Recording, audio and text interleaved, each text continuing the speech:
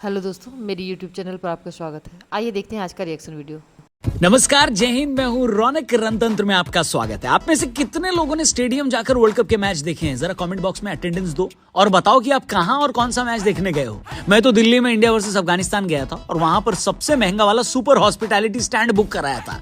जब मैं गया तो मुझे गोल्फ कार्ट से अंदर छोड़ा गया। अंदर भांति भांति के पकवान भी थे, इतनी तरह के पकवान की अगर शादी में फूफा देख ले तो वो भी कंप्लेंट करना भूल जाए। हर तरह की फैसिलिटी थी, लेकिन यार बेंगलुरु वाली फैसिलिटी नहीं थी, जहां पर अपनी डिमांड से बॉलिंग कराई जा सके। जी हाँ, कल बेंगलुरु वालों की डिमांड पर बॉलिंग कराई गई।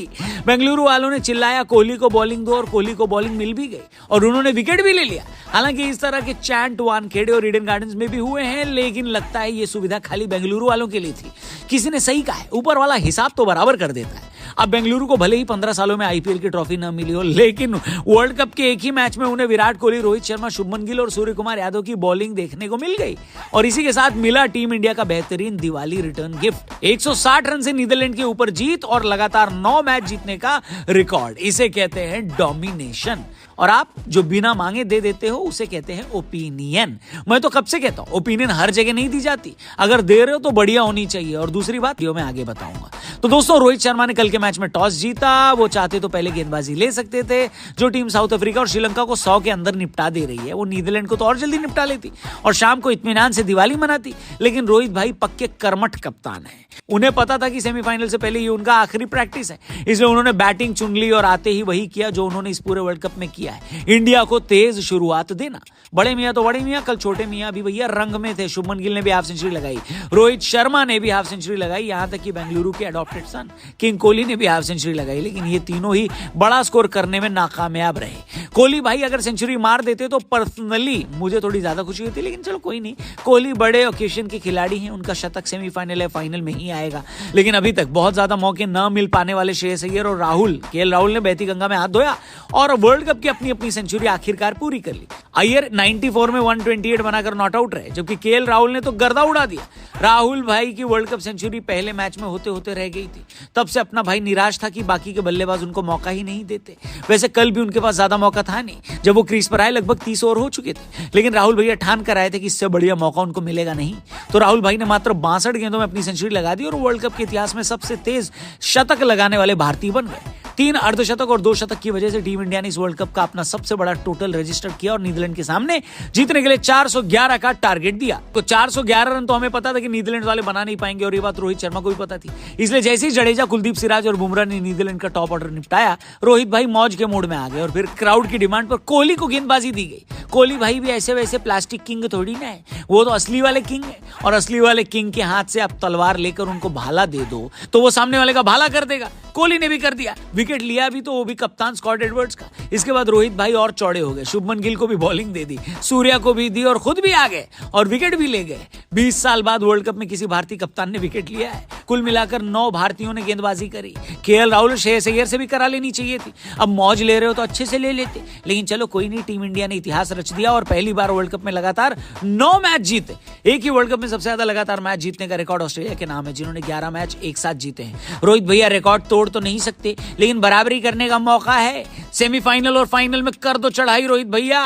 और हेलो भाई, बधाई हो बधाई, कोहली भाई को बधाई भैया। रन भी बनाते हो और विकेट भी उड़ाते हो, क्या बात है। 9 साल बाद विराट कोहली को मिला इंटरनेशनल क्रिकेट में विकेट, और इस बात पर तो दनादन बधाई फॉर अपने कोहली भाई। वैसे इसी बीच श्रीलंका के कप्तान कुशल मेंडिस को भी अब जाकर एक बात समझ में आई है और उसने माफी भी मांग ली है फ्रॉम अगेन अपने कोहली भाई उसे माफ कर देना विराट भैया, प्लीज माफ कर देना। बंदा बहुत लोड में होगा, क्योंकि एक तो कुशल मेंडिस इस वर्ल्ड कप में श्रीलंका के रेगुलर कप्तान थे नहीं। वो तो दासुन शानका के इंजर्ड होने के बाद श्रीलंका ने उन्हें कप्तान बनाया और उनकी कप्तानी में आते ही श्रीलंका, जो पहले से ही खेल में फेल हो रहा था, वर्ल्ड कप लीग स्टेज खत्म होते होते आईसीसी का उनका सब्सक्रिप्शन ही कैंसिल हो गया भाई साहब। मजे लेने वाले तो इस पर भी मजे लेने लग गए कि कुशल ने विराट का अपमान किया था, इसीलिए आईसीसी ने श्रीलंका पर बैन लगा दिया। ऐसा नहीं होता यार। पर हाँ, ये जरूर है कि कुशल की बुद्धि अब खुल गई है और उसे समझ में आ गया कि विराट भाई को बधाई उसे क्यों देनी चाहिए थी। फिलहाल पिछले एक हफ्ते में श्रीलंका के साथ इतना सारा कांड हो गया, एक साथ हो गया, कि श्रीलंका के कप्तान मेंडिस को अब जाकर समझ में आया कि उस दिन रिपोर्टर ने जो कोहली पर बधाई देने वाला सवाल किया था वो क्यों किया था, कि will you congratulate Kohli on his 100, जिसके जवाब में मेंडिस ने कहा था, व्हाई आई वुड कंग्रेचुलेशन। जी हाँ, जिस तरीके से कुशल मेंडिस ने कांग्रेचुलेशंस बोला और वो अगर कांग्रेट्स बोल भी देते तो ज्यादा बढ़िया रहता। खैर, मेंडिस को समझ में आया कि उनसे भारी बवंडर हो गया, बलंडर हो गया है और अब उन्होंने इस बयान के लिए विराट से माफी मांगी। विराट ने 5 नवंबर को अपने जन्मदिन पर दक्षिण अफ्रीका के खिलाफ वनडे करियर का 49वां शतक जड़ा और सचिन तेंदुलकर के सबसे ज्यादा 49 वनडे शतक की बराबरी की थी। मेंडिस ने कहा, मुझे पता नहीं था कि विराट कोहली ने 49वां वनडे शतक लगाया था।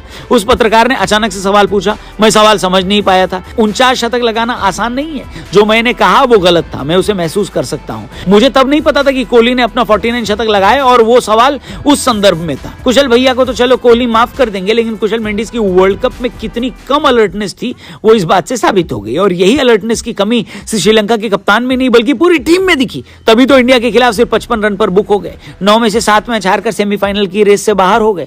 अगर आईसीसी निलंबित न करता तो 2025 चैंपियंस ट्रॉफी से भी बाहर होते। इंटरनेशनल क्रिकेट में पहली बार टाइम्ड आउट होने का लगा उन पर धब्बा और ये वर्ल्ड कप श्रीलंका के लिए साबित हुआ एकदम डब्बा। जैसा हाल श्रीलंका का हुआ वैसे ही बांग्लादेश का रहा। पाकिस्तान भी अब तक पाकिस्तान पहुंच चुका होगा और भारत की बिरयानी को मिस कर रहा होगा, जबकि एशियन टीमों में अफगानिस्तान ने इस वर्ल्ड कप सबका दिल जीता। मगर ये सारी टीमें हो गई वर्ल्ड कप से बाहर और अब आखिर के 4 के बीच टक्कर शुरू होगा 15 नवंबर से, जो भारतीय टीम के सामने होगी न्यूजीलैंड। फिलहाल वीडियो के मेन मुद्दे पर आते हैं कि मेंडिस को माफ कर देना कोहली भाई। वैसे भी आपके सामने कोई कुछ बोल पाया है क्या? कोहली भाई, कोहली भाई। वैसे कोहली भाई को सॉरी बोलने वाले इस वर्ल्ड कप कुशल ही पहले खिलाड़ी नहीं थे। इस वर्ल्ड कप में अफगानिस्तान के नवील हक भी कोहली से सॉरी बोल चुके हैं और उनसे दिल्ली में खेले गए मैच के दौरान हाथ मिलाकर गिले शिकवे भी दूर कर चुके हैं। और कोहली के गिले शिकवे दूर कर लेने में ही विरोधी खिलाड़ियों के लिए अच्छा है, वरना कोहली जब रिवेंज लेते हैं तो कोई कसर नहीं छोड़ते हैं। जैसे कि एक बदला तो वो 15 नवंबर को लेंगे न्यूजीलैंड से। अगर अग्री करते हो, इस बात से सहमत हो तो कमेंट सेक्शन खुला हुआ है, प्लीज अपने बधाई संदेश टीम इंडिया तक पहुंचाओ। हैप्पी दिवाली भी लिख सकते हो। बाकी आपको क्या लगता है न्यूजीलैंड वाले मैच में भारत का पलड़ा कितना भारी रहेगा? भारत की तरफ से मैन ऑफ द मैच कौन बनेगा? प्लीज इसके बारे में अगर लिखना चाहें तो मोस्ट वेलकम, कमेंट सेक्शन खुला हुआ है। क्रिको को सब्सक्राइब करके जाना अगर अब तक नहीं किया तो। फेसबुक पे देख रहे तो हमारे पेज को जरूर लाइक करना। थैंक यू फॉर वॉचिंग, जल्दी मिलते हैं। जय हिंद। मेरा ये चैनल सब्सक्राइब करें और मेरे हर अपडेट आपको मिले इसके लिए बेल आइकन जरूर दबाइएगा।